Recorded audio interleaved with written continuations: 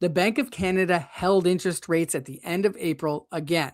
That's 4 times in a row. But the thing is, many of the big banks and economists are now predicting that rates are not going to drop or even stay flat, but that we may see some rate increases in 2026 or into 2027. So if you're thinking about buying, selling, or you're coming up for renewal, you need to understand how this is going to affect your decisions.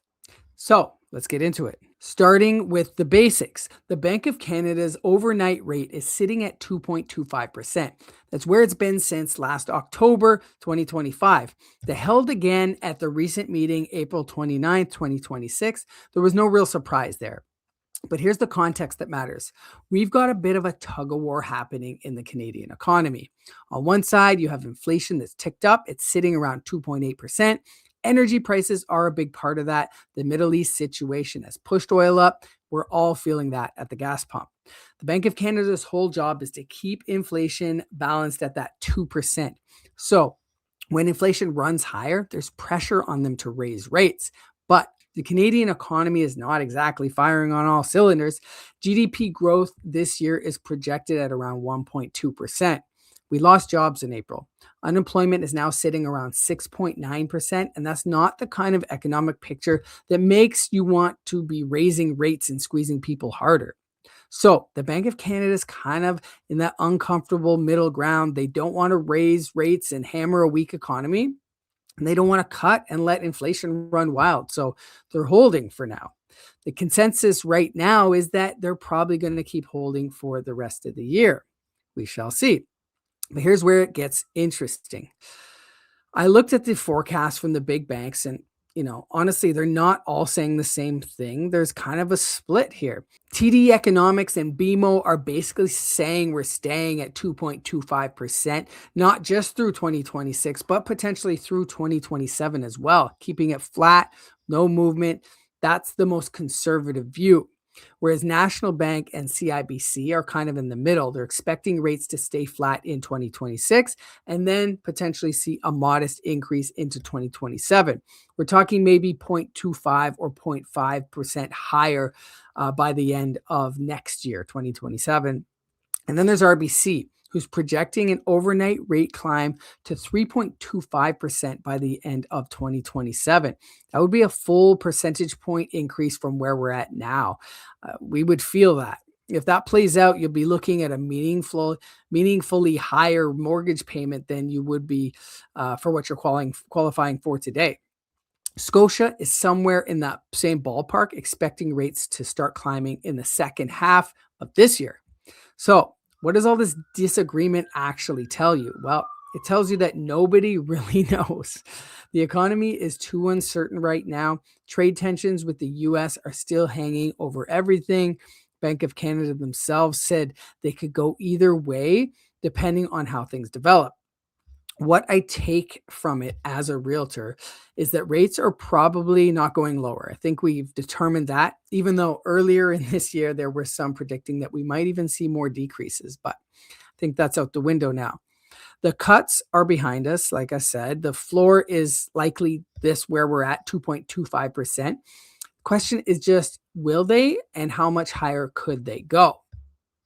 What this specifically means for families in Hamilton, let me paint a big picture for you. The Hamilton market right now is in a buyer's market. That's very clear. If you don't follow the market, you may not realize that, but that's definitely where we're at. That's what the data is saying, and that's what I'm seeing here on the ground every day. Average home prices in March and April came in, just over 700,000, which is down about 8.6% compared to the same time last year.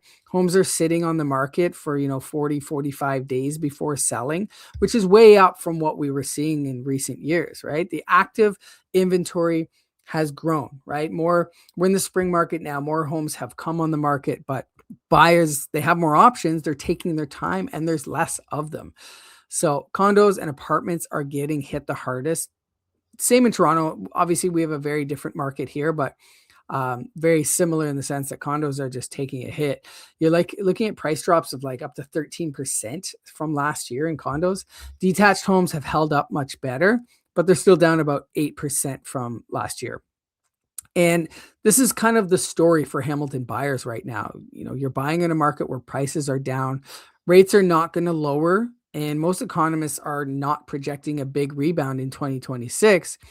But if rates start to climb in 2027, the way RBC and Scotia are projecting, the cost of carrying a mortgage goes up, even if the home price doesn't. So, waiting for prices to drop more while hoping rates fall is not the safe play at this point.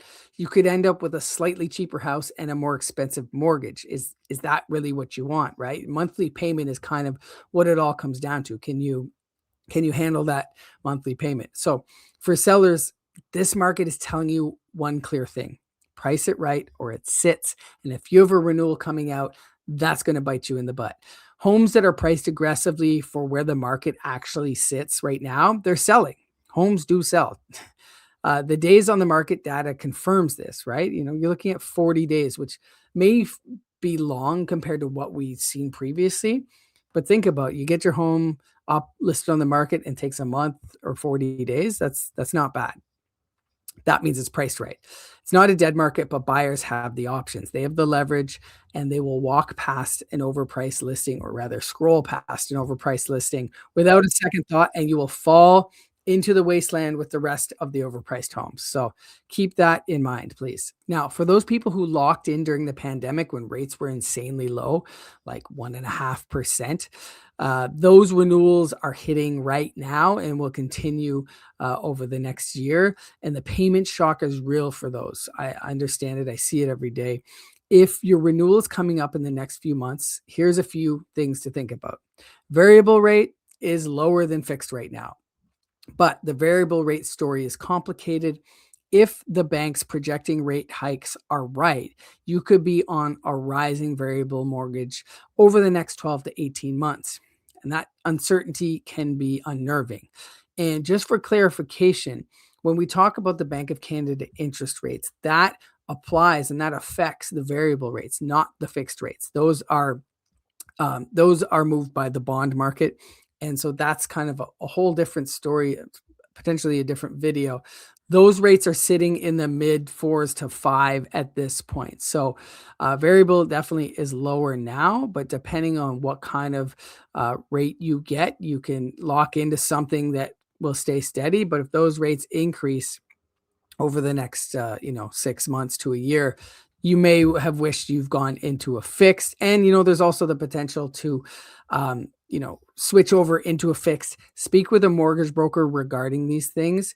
Happy to send a recommendation. Just send me a DM. But the 3-year fix seems to be what a lot of mortgage brokers are recommending right now. It gives you a bit of stability without locking you into a 5-year term if rates do drop again. And if you're getting pre-approved right now for a purchase in Hamilton or surrounding area, the current environment is actually decent for buyers. Like I've said, rates have come down significantly from the peaks. Prices in Hamilton are lower than they were a year ago and a year ago before that. And there's actual inventory to choose from. So that combination doesn't really last forever. This isn't it's the best time to buy. It's a decent window to buy if you are in the market, compared to what might happen 6 months. But again, speak to a mortgage broker, get your numbers figured out before you really do anything. Know what you actually qualify for and what the payment looks like monthly. And look, the Bank of Canada's situation is a bit complicated right now. It's not clean in either direction. But for Hamilton buyers and sellers specifically, this picture is actually looking a little clearer by the day. Buyers have leverage that they haven't had in years. Sellers, you need to get serious about pricing. And anyone coming up for renewal needs to have an honest conversation with a mortgage broker about their options before any decisions get made. I'll see you on the next one.